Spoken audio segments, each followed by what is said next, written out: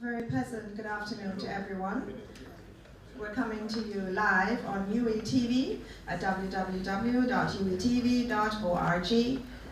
on live stream, and present here at the Vice Chancellery of the University of the West Indies at our regional headquarters located in Mona, Kingston, Jamaica. Welcome to everyone online, and to those of you here present. You know that this is being streamed live and will be recorded for rebroadcasting at a later date. Thank you for agreeing to be in our videos. We are gathered this evening for the continuation of the second meeting of the Hemispheric University Consortium. This is a roundtable of distinguished panelists, heads of universities from the Americas, to discuss the global challenges to health and well-being. To my immediate left is the Vice Chancellor of the University of the West Indies, Professor Sir Hilary Beckles. To his left, Dr. Julio Frank, President of the University of Miami. To his left, Dr. Alejandro Gaviria Uribe, President of the University of Los Andes, Uniandes, in Bogota, Colombia. And to his left, Dr. Felicia Noel, Professor at the Miller School of Medicine at the University of Miami, and also the Director of the Institute for the Advanced Study of the Americas, also of the University of Miami. It is my distinct pleasure to introduce you all, our panelists. Also present are the members of the Hemispheric University Consortium. I begin with the University of the Tecnológico de Monterrey, Dr. Raúl Rodríguez, who is the Associate Vice President, Dr. Sergio Vela, who's from UTLAP, the Public University of Puebla. Private University of Puebla, oh my goodness, sorry, apologies. Dr. Carlos Montufa, the Rector of the University of San Francisco de Quito in Ecuador. Padre Ramón Alfredo Baldera, the Rector of the University in the Dominican Republic, which has a very long name in Spanish. Universidad Pontificia Madre y Maestre. Yeah? Pupumaima. Also representing the University of Costa Rica is Maestra Ruth de la Asunción, Vice President, as well Vice Rector for Student Life. And to my right, Professor Lisa Phillips, Provost at the University of York in Canada. Professor Dr. Gerson Damiani, who's attaché to the President of the Universidad de Sao Paulo, the University of Sao Paulo in Brazil. And Dr. Julian Rodriguez, the Rector of the University Austral from Argentina. Clearly we have a very distinguished group and very knowledgeable on these issues of importance for the development of our region. There are many other distinguished members representing these universities here with us, but I would be remiss if I did not note at least two of them. From the University of Miami, one of the people who is directly responsible for this consortium, its growth, its advancement, as the Vice President for Hemispheric and Global Affairs, Dr. Lourdes de Maria Diacasar, and the University Dean for Medicine on all three campuses of the University of the West Indies, Dr. Peter Adams. Thank you very much. Without further ado, Madam Moderator. Thank you. Thank you. And to Ambassador Bristol, thank you so much for hosting us, for all that you've done for us in this meeting today. As you said, I'm Felicia Moreno. I'm thrilled to be here representing the University of Miami's Institute for Advanced Study of the Americas and our Miller School of Medicine. As someone who studied health systems for many years, it is my distinct honor and pleasure to be able to spend the next hour or so with our distinguished panelists. We're hosting this panel, as we said, in the context of our second meeting of the Hemispheric University Consortium, representing 14 universities from the Americas. This evening's panel is titled Challenges to Health and Well-Being in the Americas, Next Steps in Health System Reform. As you know, health system reform is an ongoing process. But recently, what we've seen, particularly in the Americas, we think is that politics has trumped. Politics has gotten the better often of population need. At this same time, we can speak of a history of health reform. We've seen several decades of accumulated knowledge coming through, particularly from the reforms of Mexico and Colombia. These reforms and those of others in the region clearly face ongoing technical challenges that are inherent to their evolution as programs develop and as population needs change. But they face these political dynamics that at times have put both the reform at risk and the health of populations.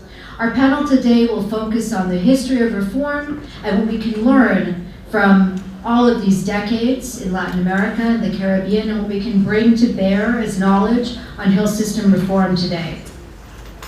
I'm honored to be able to introduce in slightly greater detail our esteemed panelists. First, to my right, Dr. Alejandro Gaviria, President of the University of Los Andes and former Minister of Health of Colombia, a civil engineer with a doctoral degree in economics, am I correct? Yes?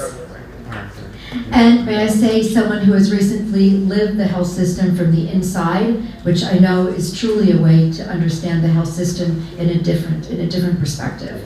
Dr. Julio Frank, to his right, President of the University of Miami, and also former Minister of Health of Mexico from 2000 to 2006, author and architect of a comprehensive health reform towards universal coverage, led by a program called the Seguro Popular, former Dean of the T.H. Chan Harvard School of Public Health and Executive Director at the World Health Organization. He is a physician with a doctoral degree in sociology and health administration, and also degrees in public health.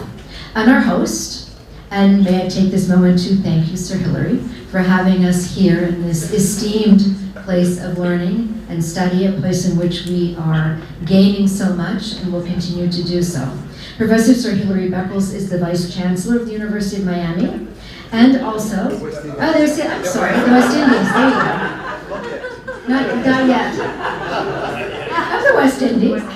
And the Vice Chair, which you don't know, of the Lancet Commission on Reparations and Redistributive Justice, which he shares with Dr. Paul Farmer. He is, you didn't know about Miami either, but that was just a trick.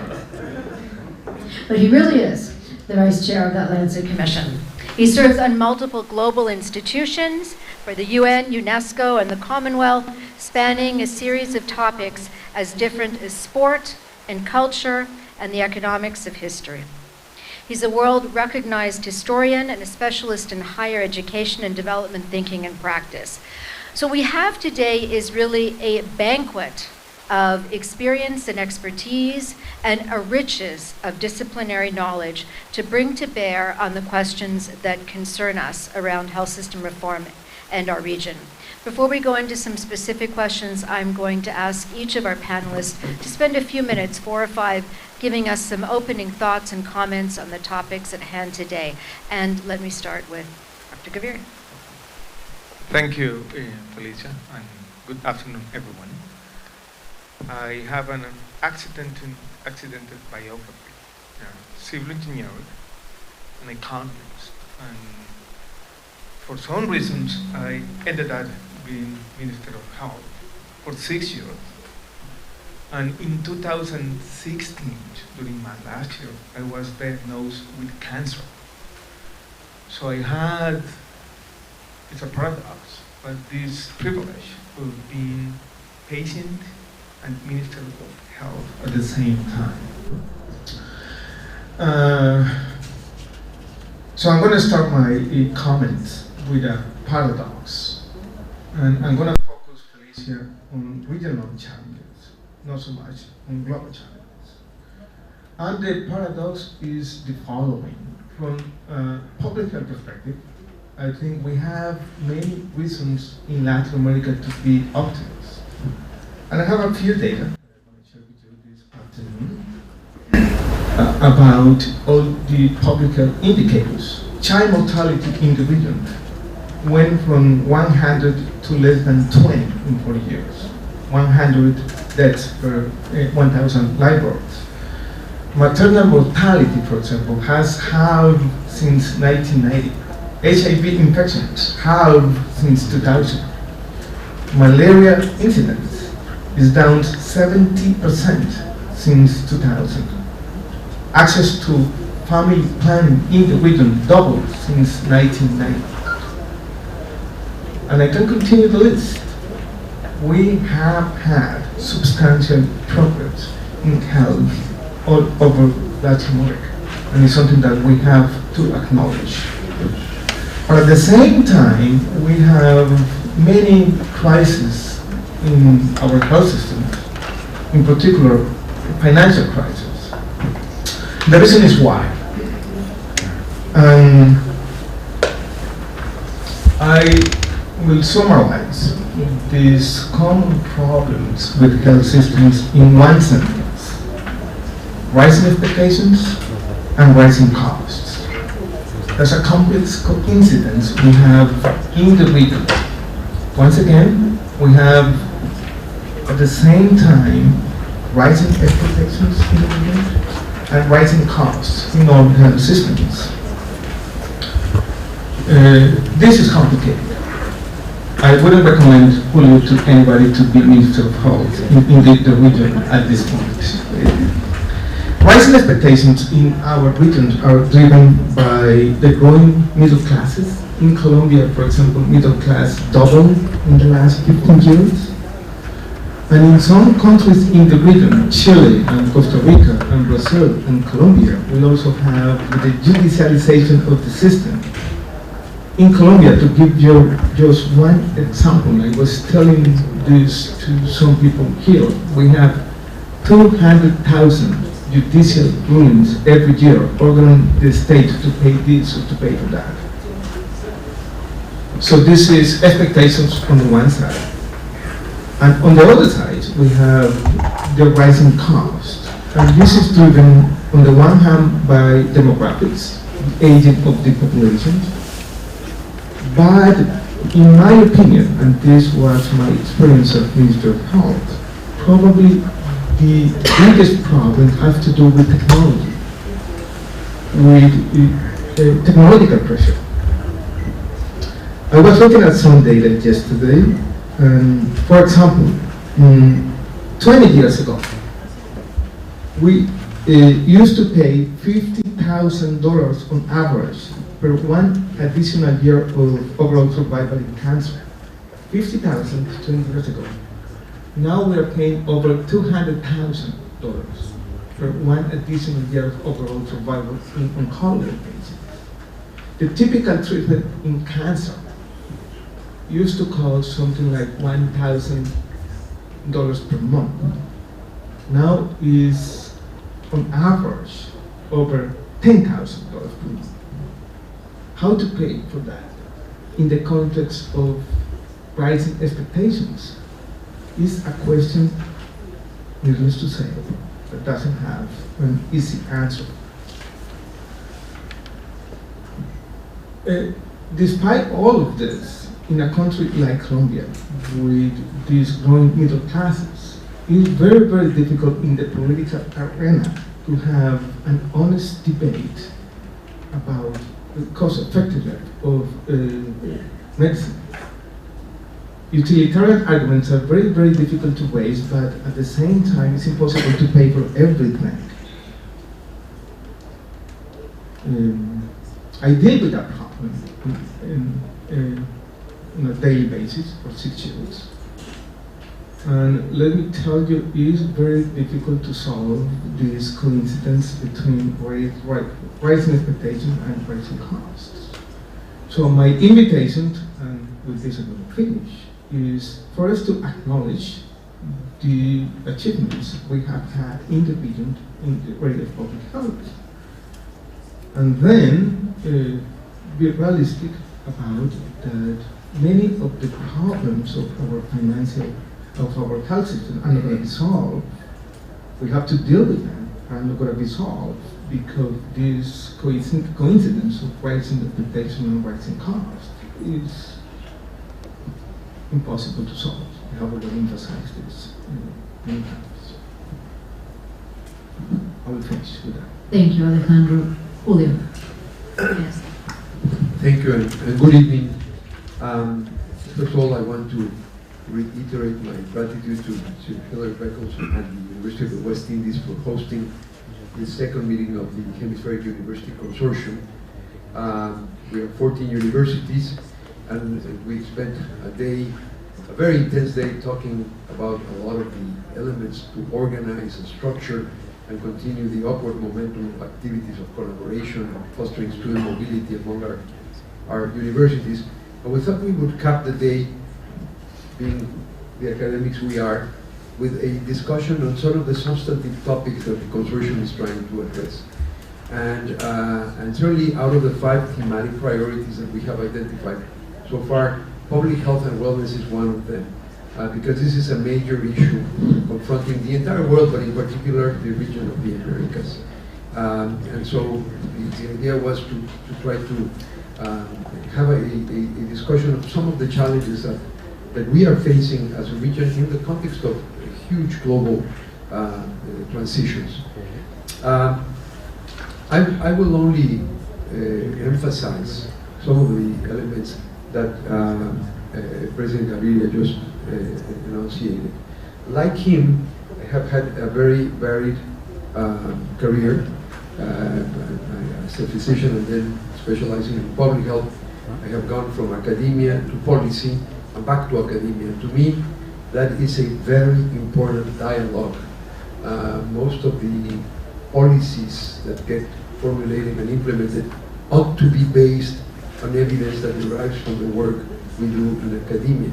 In academia, we also happen to educate the health workforce, including the leaders, including the future ministers of health and other leaders. And it is very important that that educational process articulates the higher education system with the health system, not to be a passive provider of workforce, but to actually be a critical force of analysis to drive changes, the needed changes in the health system. But that articulation between higher education and many other sectors, but in this case, we're focusing on the health system, is absolutely critical. I started in the academic world, founding the National Institute of Public Health in Mexico, and had an opportunity to go to the international arena, the World Health Organization. I was called back to my country at a historical election in the year 2000, the first really democratic election. And like Alejandro served for 6 years as minister, which is way above the average tenure of ministers, so we shared that longevity in the position, and that's probably because we are true technocrats. So we were able to survive the politicking that surrounds these jobs with some element of technical competence. And then I went back to academia, first at Harvard University and now as president of the University of Miami. And as I say, I think this dialogue is absolutely critical, which is why the topic of health and wellness is one of the thematic priorities for our consortium. Since the beginning of the 20th century, we have been in the midst of what I would characterize as a health revolution. The health revolution, on the one hand, has brought these impressive improvements in the health conditions around the world. Dr. Gaviria just gave some of the examples, and particularly regarding Latin America, but suffice it to say that in the course of the first 8 decades of the 20th century, life expectancy around the world more than doubled. We achieved in that short period of time a higher gain than in all the previously accumulated history of humankind. But in public health, we're always victims of our own success. The driver of that decline in mortality, which was expressed in the rising life expectancy, was a selective decline of deaths from infectious diseases and undernutrition among young children. And as more children survived, more children grew old enough to start experiencing diseases that are much more costly and complex to prevent and to treat.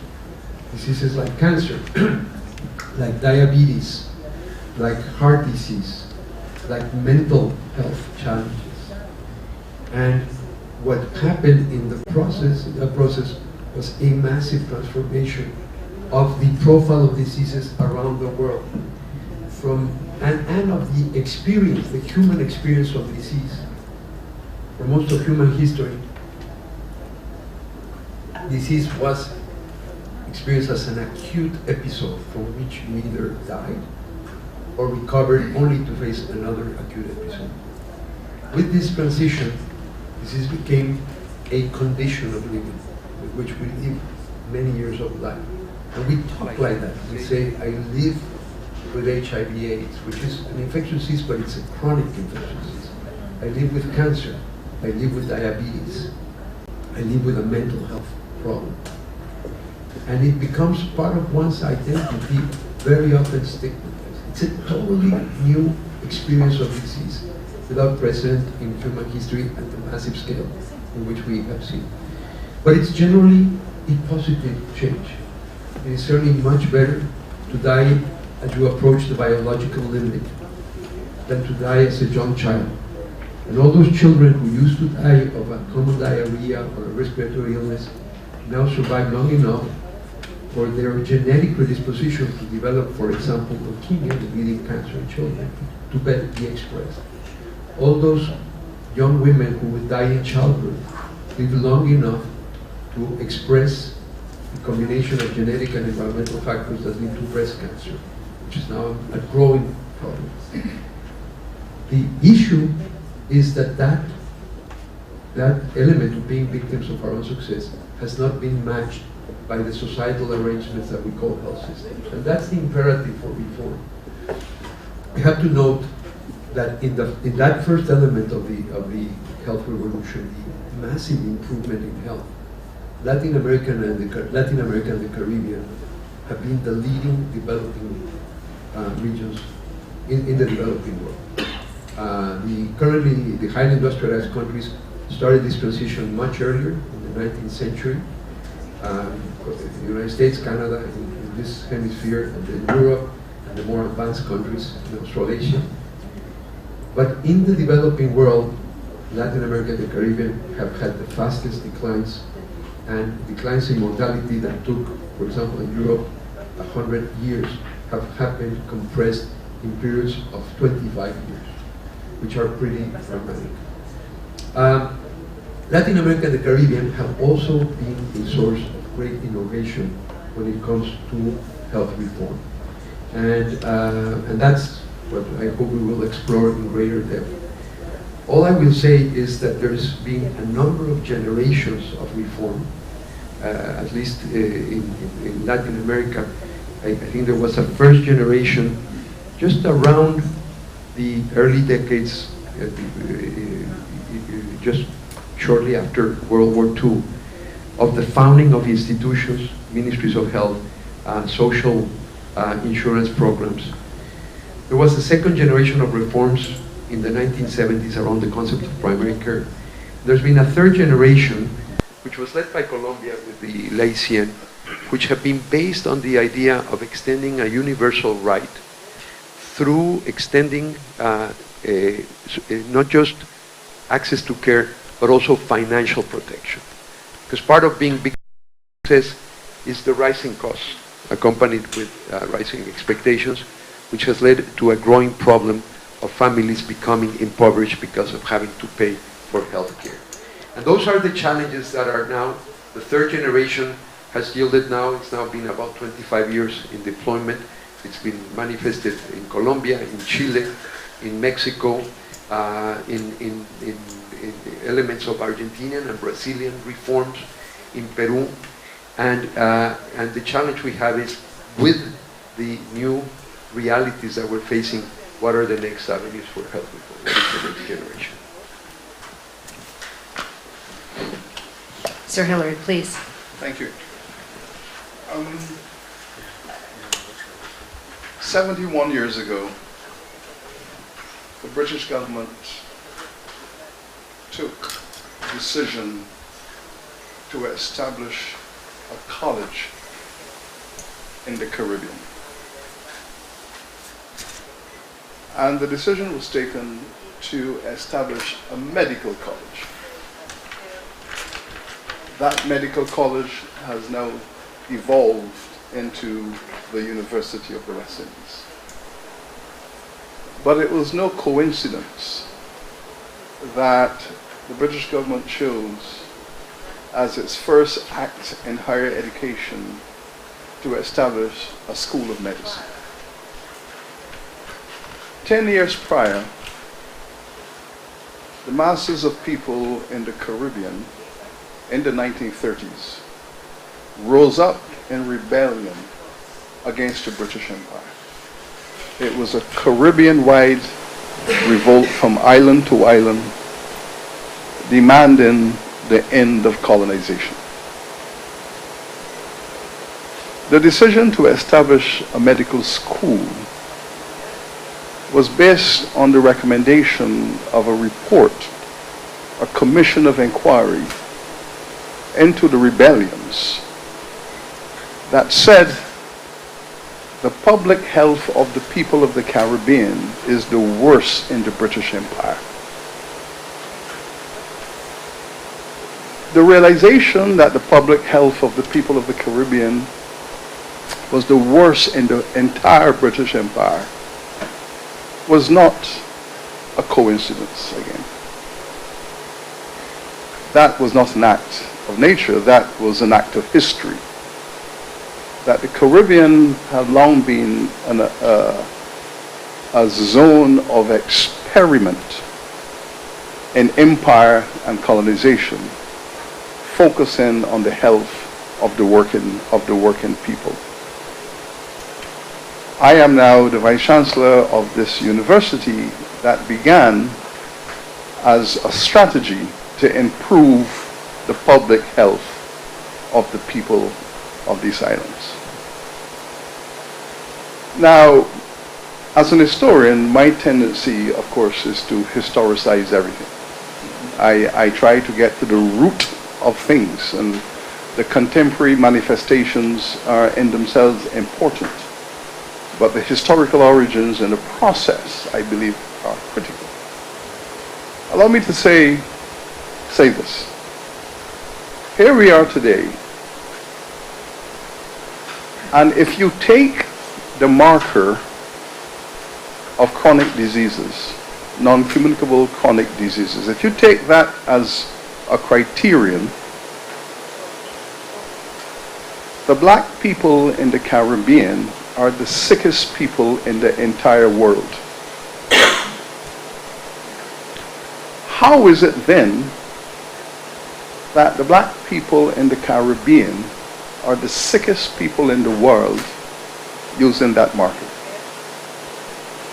The image we have of black people in the Caribbean, the global image, is not that we are the sickest people in the world in respect to chronic diseases. The image we have of the people of the Caribbean, the black people, is that we are super athletic. We are super fit. We love sport. We love music. We are great entertainers. And therefore, all of the images of well-being, all of the images of healthiness are surrounding us in the global media. But yet, behind those images that are globalized and universally acknowledged, we are the sickest people on the planet. And we need to understand why this is so. Certainly there's a pandemic of chronic diseases, hypertension, type 2 diabetes, obesity. The island of Barbados, where I was born, has two reputations. One is a beautiful island with magnificent beaches and happy people, people who love education, and it's a great place to holiday. But it also has a reputation for being the amputation capital of the world in respect of complications arising from diabetes. How is it that a little island in the Caribbean has more amputation per capita than any other part of the world as a result of complications of diabetes? Barbados was the first sugar plantation island in this hemisphere. This is where 600,000 people were brought from Africa to produce sugar. And they were told to eat what you grow. And the people now have an addiction to sugar. And as a result of this historic addiction to sugar over 400 years, there is now this pandemic of diabetes. Now, of course, in the discourse, the explosion of hypertension that is resulting in this extraordinary number of strokes in the Caribbean. Again, I don't think there is a population anywhere in the world with as many strokes per capita resulting from hypertension than in the Caribbean.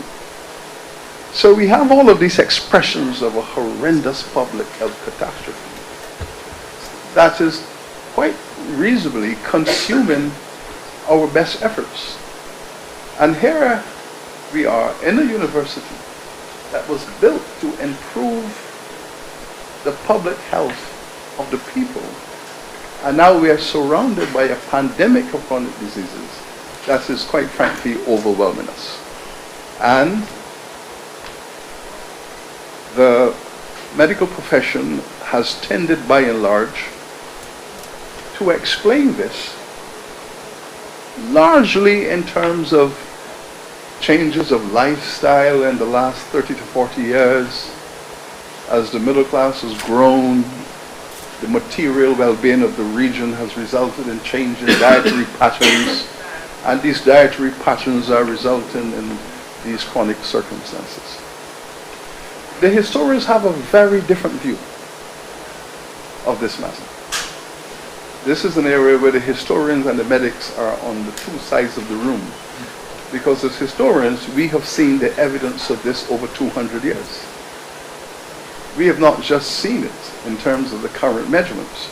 Those of us who have studied historical records, the records on the plantations, the records on the latifundia, the sugar estates, we have seen hundreds and hundreds of enslaved people described as having limbs amputated because wounds will not heal. They might not have known in those days it was diabetes. I mean, they might have had other explanations. They might call it sugar. But we saw the trail through the historical data of this tremendous evolution taking place. Now, I believe that the Caribbean world has to be seen as a laboratory for special study in this regard.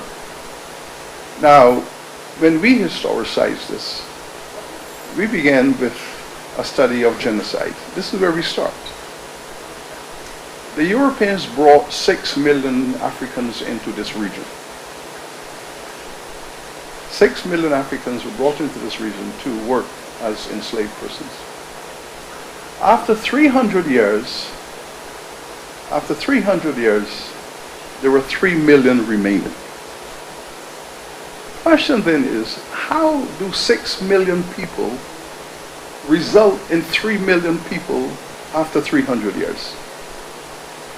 Clearly, the one thing we know about humans is that they have sex, they make love, they have children. And that populations grow unless something prevents it from growing. So for 400 years, the black population of the Caribbean did not grow for 400 years. It was in systemic decline for 400 years. It has only started to grow in the last 150 years. So the history of the black people in the Caribbean is a history of genocide.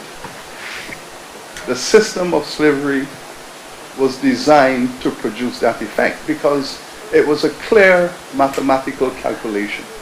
We buy a person for 100 pounds, 50 pounds, 80 pounds. We buy that person. We want 7 years of labor from that person. And after 7 years of labor, we replace you with another one. So we work you to death. We give you salt, we give you sugar, we work you to death.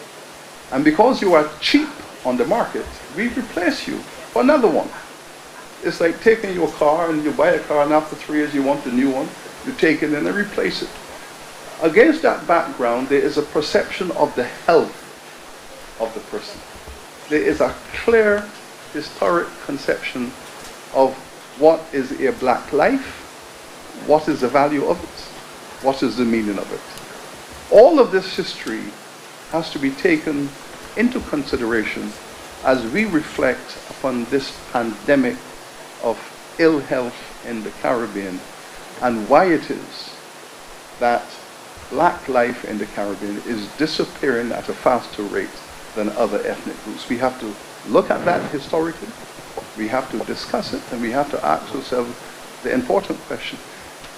Slavery and colonization are over, but we are now living in the jet stream of it. We are now seeing the consequences of it. And that is something we now have to study. Thank you. Perfect entrance into the question with an incredibly moving and painful account of what happened in genocide. So we seem to live in an age in many countries where truth and facts are not what drive change, but rather untruths and differences that are not fact.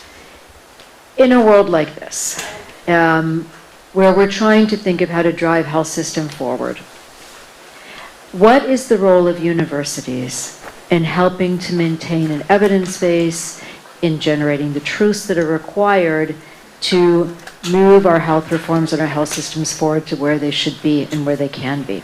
What can and should we be doing at our universities? Open it to all of you. Let me, Felicia, reflect a little bit about our discussion now.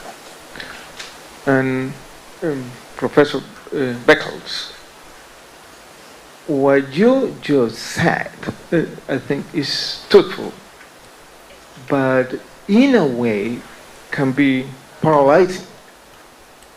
You are saying that you here have this historical legacy that in a way is having these public health consequences that are very difficult to deal with. And at the same time, Felicia, I can say that modern medicine is not going to be the answer to these problems. Medicalization of these social problems are not going to solve anything. So we put these two stories together. We can be very pessimist about how to deal with this public health crisis. And I'm saying this because as academia, as universities, we have a responsibility of creating some spaces of hope, a bias for hope, we put it that way. We have to find spaces of possibilism. Something has to be done, and we have to lead these efforts. So to answer your question, let me say that first we have a responsibility of producing evidence, accumulating knowledge,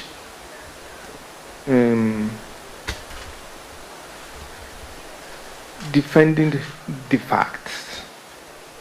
But also, I think we have a greater responsibility is being involved in the public debate about how are we going to deal with this historical legacy, how we are going to fight many of the false promises of modern medicine. Engaging in that debate on a daily basis, I think is a responsibility we have.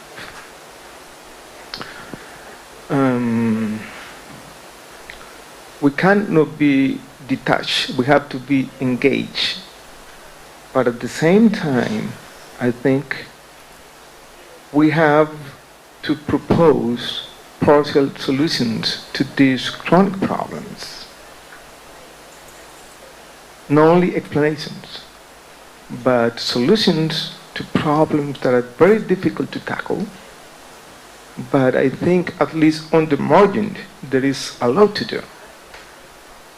What about sugar taxes, for example? Is that a possibility?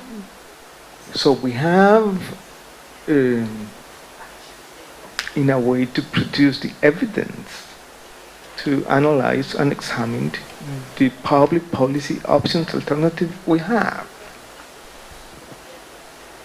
Having the social science perspective that is long-term, but also proposing reasonable, local, partial solutions to very difficult problems, I think is our responsibility as academia and higher education institutions. I thought Sir Hilary's analyses are always very compelling, and they're very informative about the complexity of the challenges we face. To add a historical perspective, as health conditions were being transformed, there has been another revolution, which is the fact that healthcare, which for most of human history was carried out in undifferentiated institutions like religious institutions or like the family, became a separate and specialized sector of the economy. And the rise of formal differentiated health systems is another revolution. It was not like that for most of human history.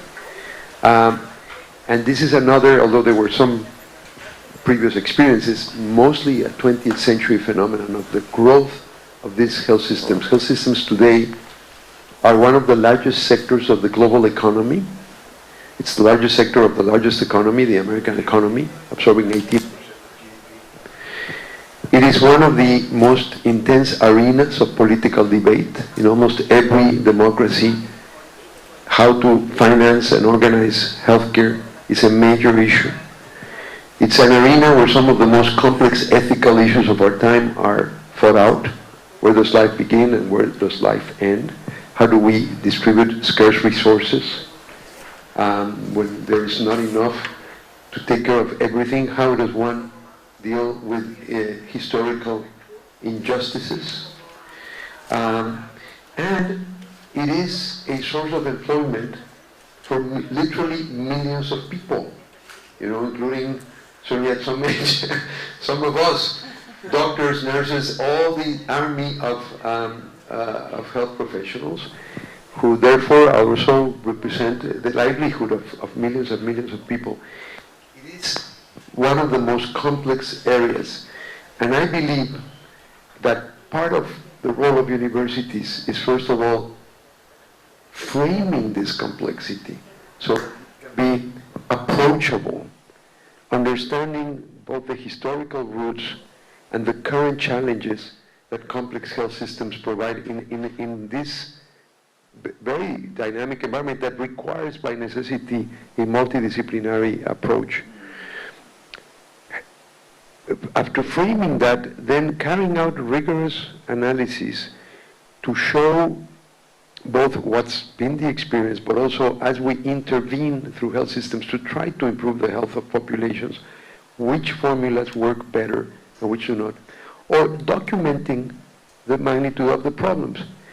One thing that had been practically outside of the radar screen, and it was academic exercises, research exercises that brought to light, is that with the dynamic we've described of growing costs, growing complexity,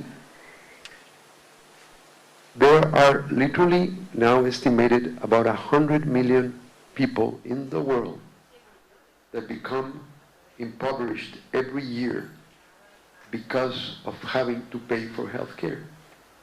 This was something that we didn't see because, other than in large pandemics, in large epidemics, having a serious, complicated disease, although in the aggregate every one of us will have that, at any given point in time, it's a relatively small proportion of the population, so it's easy to lose sight of this reality.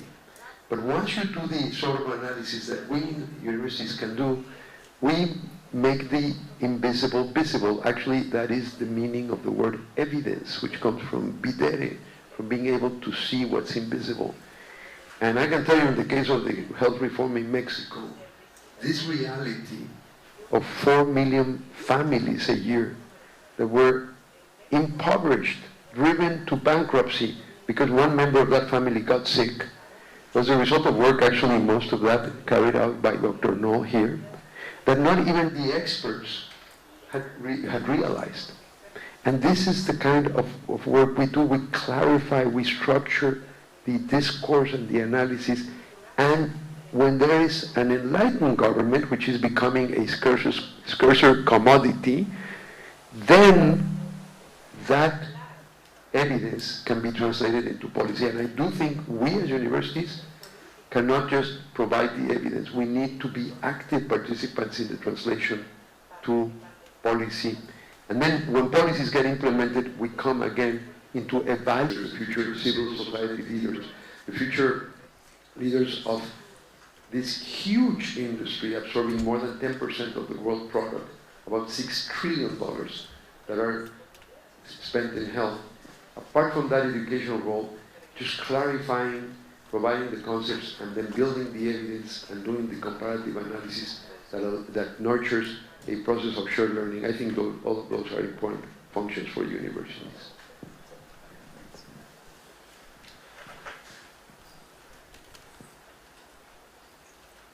When this university started its journey as a medical faculty, it was not surprising that the pedagogy was built around public health and community medicine.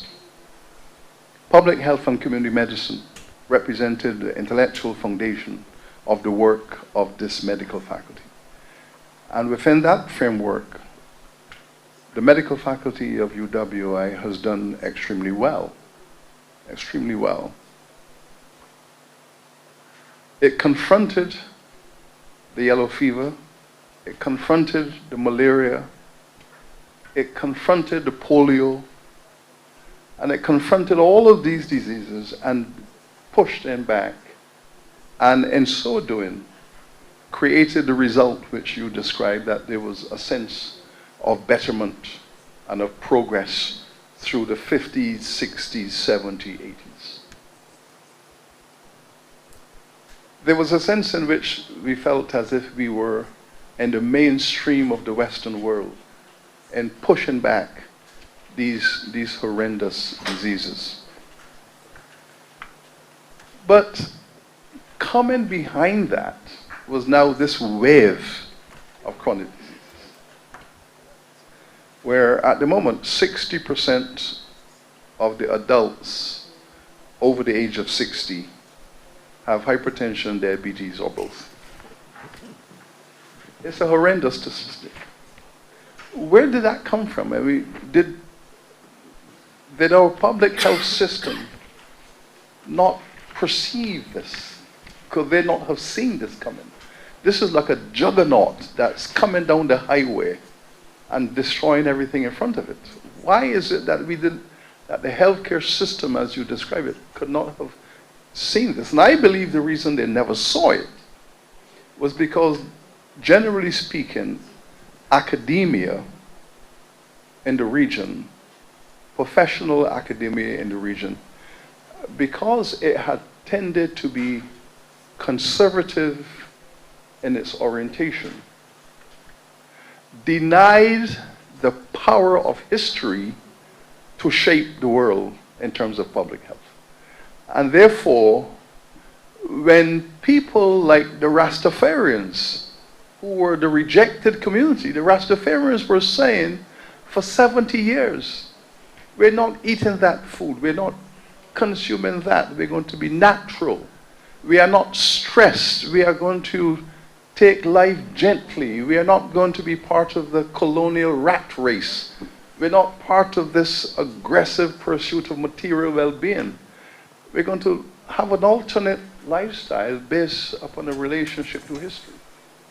And their view had been that we have just come out of the most horrendous experience of the human race. We've just come out of 400 years of slavery, and we're going to adjust our mind and bodies to a new sense of holistic being.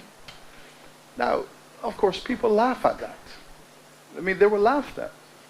Generally speaking, and of course there are exceptions, but the medical profession never actually took it upon itself in a respectful manner to look at the holistic nature of health, to look at the significance of stress.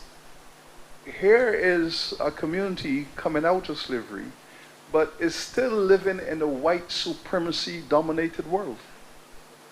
What are the emotional stress points for children living in a white supremacy island where blackness is frowned upon and not celebrated? How does this affect the mental health of children becoming adults? When all of the institutions, the school, the church, and all of the institutions they have to go through are propagating a philosophy of African inferiority. And these African people have to live in this cultural space and have a holistic life. It has been a tremendous challenge for these post-slavery people to come to a sense of the dignity of their history and their culture, to create the balance of body and mind in order to live a healthy experience.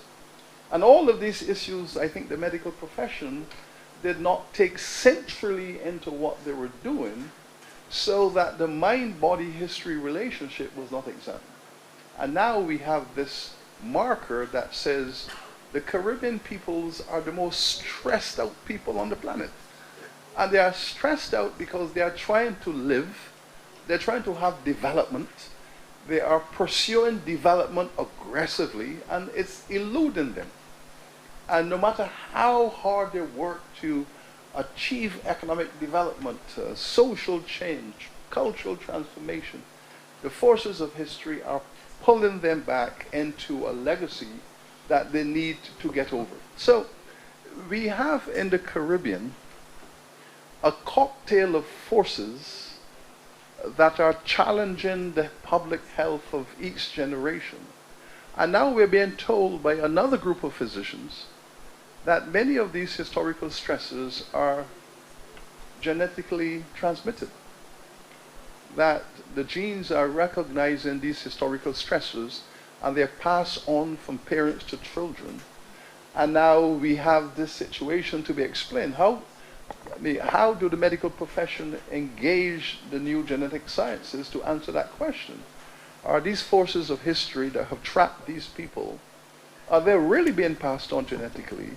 And therefore, the 3 or 4 million black children in these societies, are they going to become adults exactly like their parents with the same chronic diseases as their parents? Or are we simply going to say, all you have to do is to launch a public health campaign, as we have done, to persuade the children not to consume the sugar. They mustn't drink sodas, and now we're putting taxes on sweet drinks and so on. But if they are addicted to sugar and addicted to salt, because that is what they consume for 400 years, and they cannot get away from it because they are addicted, how do we break through this addiction to these salts and these sugars, given the fact that we know this is what they ate for 400 years? So I don't think we have conceptualized what a public health system should look like in that context. What ought to be the angles to approach public health?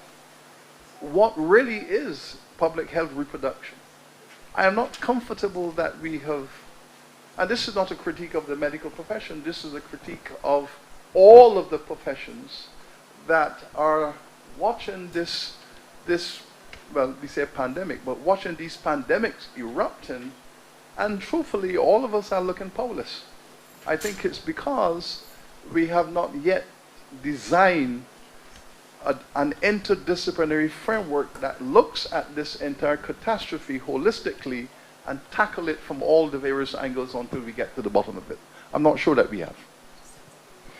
Now, I'll come back with one last specific question to each, but our boss has said we can continue for a little while with this very impressive discussion that we're having.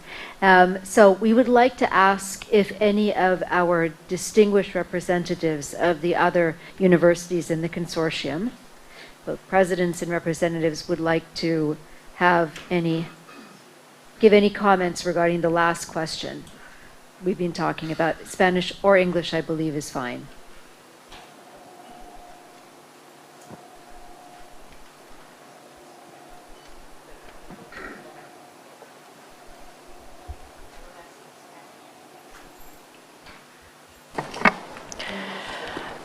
Ha sido realmente muy.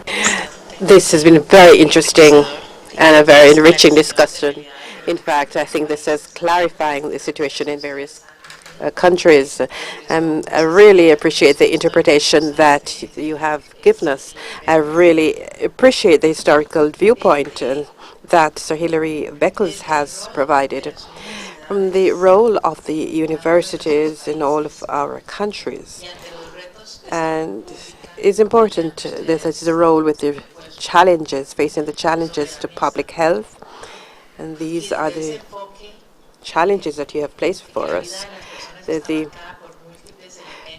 approach shows we break this cycle where we have people coming to the university with a whole lot of mental and physical difficulties and types of stress and sources of anxiety. What could be the role of the universities and tertiary education institutions to promote the population's health and to overcome these elements that lead to difficulties? So how can we improve the health of the population by specialized, and the fact that the medicalized, specialized medical. In addition, or questions. That leads me perfectly into a question that I wanted to direct to Alejandro. And it is exactly around what is the role of economists been? So we've seen in several health reforms that economists have been very involved in making the mix. And we think that there's some missing links in the evidence base, both on the health side and, as you said, we don't have the solutions from the economic side. What are those weakest links, and what can the economists do or not do in order to help to fill in those gaps?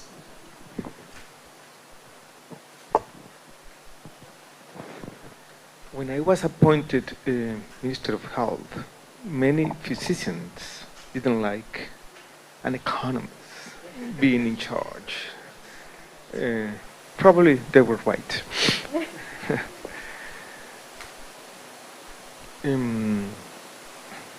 Economics is rooted in utilitarianism, in a way. And utilitarianism is very, very tricky when you apply to health. But I think we economists have something to say about these problems. And Felicia, I'm going to mention three of our areas. One was already mentioned in our discussion and has to do with the social determinants of health. I think we economists with sociologists, anthropologists, and social scientists have a lot to add in this area. And in particular, I want to point out the importance of study the social determinants of health in relation to climate change, because this is a problem that only is going to grow in our region. This is one. The other area, and in Colombia we have seen new developments in this, is the value assessment of health technologies. I think there is a gap, a huge gap in modern medicine between value and price. And this is one area. Other area that I want to mention, and is related to a point that Raul was making in our discussion this morning, has to do with ethics and bioethics. And we economists have to participate in this discussion, and I want to pose just one question. What to do with these new cancer medicines? The average cost of the treatment is over $200,000 per year. But the evidence we have on the table shows that it's only associated with 2.1 months of survival. Should we pay for that? Who is going to make the decision? How in our sort of media-obsessed democracies are we going to have an ethical conversation about this challenge? And we have to tackle this. Lastly, I want to mention an issue that has not been mentioned today, but I spent more of my academic life working with this, and is the global drug problem. I grew up in the city of Medellin, and in the 1970s, this city was quiet, industrious. I remember there was a sewing machine in every house. Nobody could have foreseen that that city, that quiet city, became in the late 1980s the most violent city of the whole world, with a homicide rate over 400, over 100,000 people. And this has only one reason, is bad drug policy. And this is a problem that we share as countries, and I think this is an area in which economists and social scientists and almost everyone in academia should contribute, because it's changing our countries, it's changing institutions, it's destroying whole countries in Central America, for example, and there is a lot what, from Colombia in particular, we can contribute about how to deal with this difficult problem. Hugely important. More than 60,000 deaths per year in the U.S. and the U.S. alone. And this will change the face of mortality in that country and so many others. 70,000. Now we're up to 7? 70,000. And growing. I'm going to give the last word to Sir Hilary because he is our host.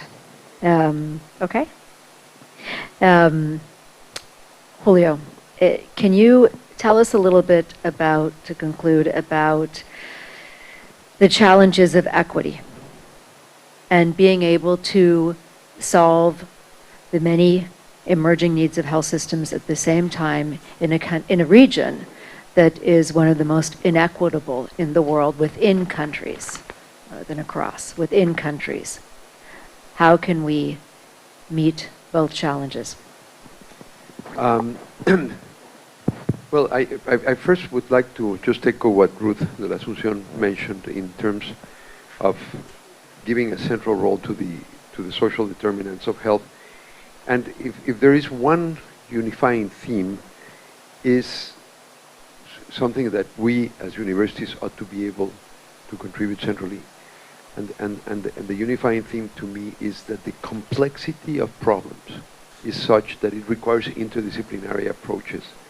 We need to structure the way we carry out research and do teaching to match the complexity. And dividing the world into relatively arbitrary disciplines and creating silos is not the way to understand. And here we've gone from epigenetics, which is what you were referring to, not a change in the genetic material, but the way in which social circumstances change the expression of genes, which is a whole insight, to the elements of understanding the economic implications and the larger social determinants of health, to the need to articulate and structure health systems in a way that actually address some objectives, including the objective of equity. And one thing we didn't talk about, but I will just note, and I'm not surprised that Ruth mentioned this because of your role at the University of Costa Rica, is one of the issues we have in our universities is that our students are a mirror of what of the societies to which we belong, and particularly when it comes to a number of these emerging challenges, but especially the mental health challenges that we're experiencing on campuses, including problems of drug abuse are incredible. And one of the ideas I always had is universities have played historically and need to continue to play the role of what I would call exemplary institutions, which is to say that we embrace values and exhibit behaviors that set an example. So the way we treat our own community of students and faculty members in paying attention to the complexity of their own health challenges and starting with very clear, decisive policies to address, particularly what certainly universities in the United States we are seeing as an amazing growth in issues of anxiety, depression, including suicides among the students. A lot of that driven by some of the pressures, a lot of that potentially linked to the widespread use of social media. The fact that we are now in this world in which the new generations are constantly curating their own life experience before their own peers on a 24/7 basis. And we still haven't understood that. But this is so complex that it requires interdisciplinary approaches and international collaboration, because these are some of the key issues. I do think that certainly we didn't have time to go into this, but the great progress that happened in the first part of that health revolution in Latin America, particularly, I think the Caribbean is different here, because it's one of the most socially unequal regions of the world, did have a very unequal distribution, leading to what's been called the double burden of disease. A huge backlog of all the unfinished agenda of common infections, maternal mortality, malnutrition, and at the same time, the non-communicable diseases. We have societies where people die of under and overnutrition at the same time. And those gaps are hugely destructive, not just for the individuals who suffer them, but for the social contract, the ability to relate, the connectedness of different members of the population.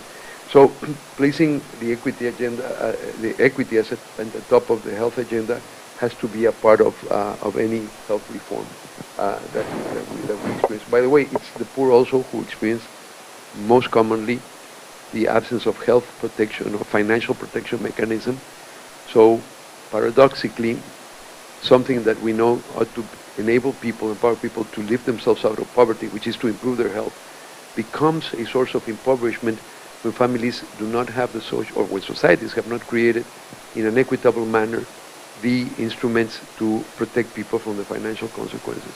So I think that if I could conclude, I think embracing the notion of complexity, the need for us as universities to match that complexity with really an effort to develop interdisciplinary approaches and our own contribution to an understanding, framing, and assessment, evaluation of what works and under what circumstances is some of the major roles we can play. Okay. The last point before we wrap up. So sometimes you read something that really leads you to what might conclude a panel. And this Friday in The Lancet, 3 academics, I think one of whom is from this great institution, wrote a commentary about health in the Caribbean. And they said that the countries of the Caribbean are facing a perfect storm of events that pose a severe threat to the health of their people, which is what you've told us. And that article calls for political leaders to work together to develop a comprehensive approach to these shared challenges in this region where we're sitting now. And so the question is, how can this be accomplished, and what does this university have to do to help that to happen? Well, first of all, I'm very conscious of the fact that I'm standing between you and dinner. And we know that dinner is calling, so I will be brief.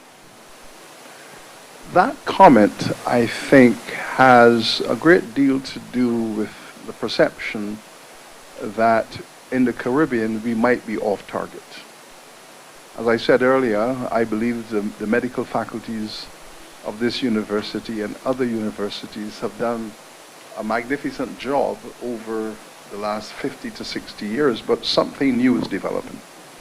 I think the university itself is now groping towards that interdisciplinary approach to public health and to community medicine is getting there.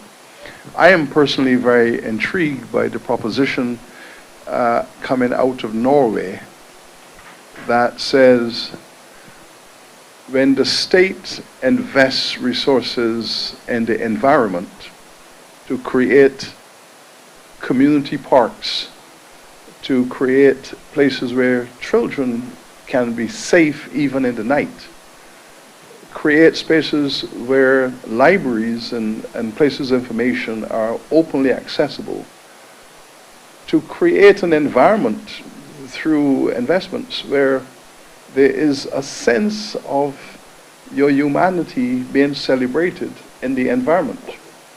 I believe that these are places where we must now begin to realize that any public policy action that distresses people, especially people who have been materially oppressed for centuries, and people who are in pursuit of betterment through hard work, but it is eluding them, and there is a sense of hopelessness.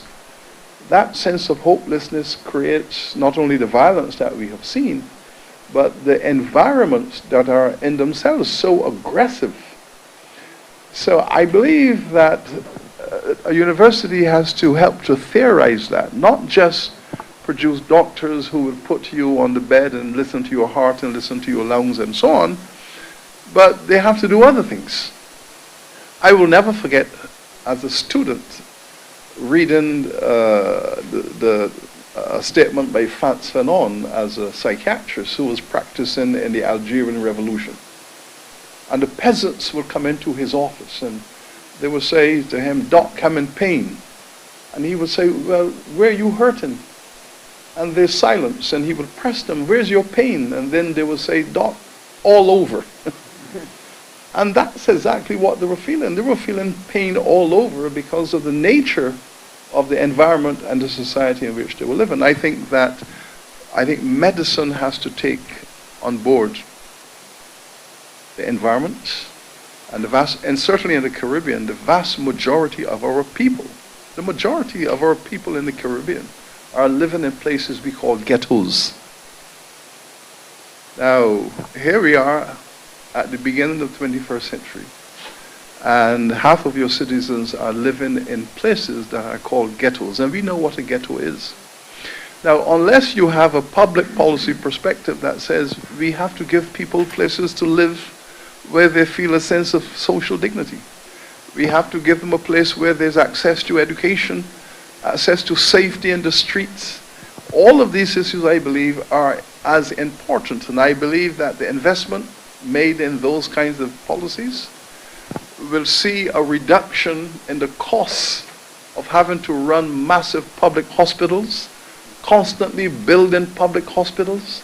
And if you're not building hospitals, you're building prisons, because there's a connection between the mental health and the physical health.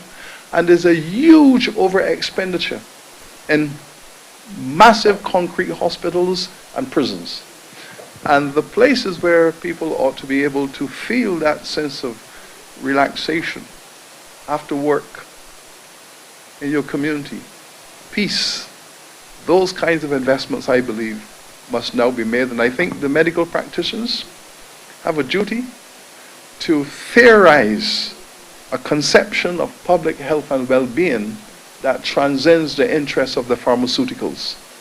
And I was happy to become a member of the Lancet Commission, because the idea is that the medical profession seem to have been kidnapped by the pharmaceuticals, and they're just pouring drugs at people, you know, on a consistent basis, just pouring medication at you. And in fact, there's another way to look at this issue. And I think that the university should be in the vanguard of the alternative approach to improving public health. Thank you. So, as we conclude our panel, I want to recognize the very important presence of His Excellence, Mr. Juan José González Mijares, Embajador de México, aquí, who's here joining us. Thank you very much, Su Excellencia, por estar con nosotros. And say that there is clearly a common theme that I'm hearing, and Alejandro was the first to bring this up, which is the idea of creating spaces of hope. And you even said a bias of hope. And you spoke towards hope, and you spoke towards hope again, and Ruth brought up the idea of hope.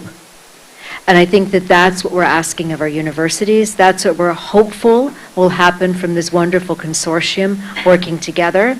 And with that, I thank you. It's been a long day, wonderful. And our panelists, I want to thank our panelists for being with us and for all you shared with us today. Round of applause.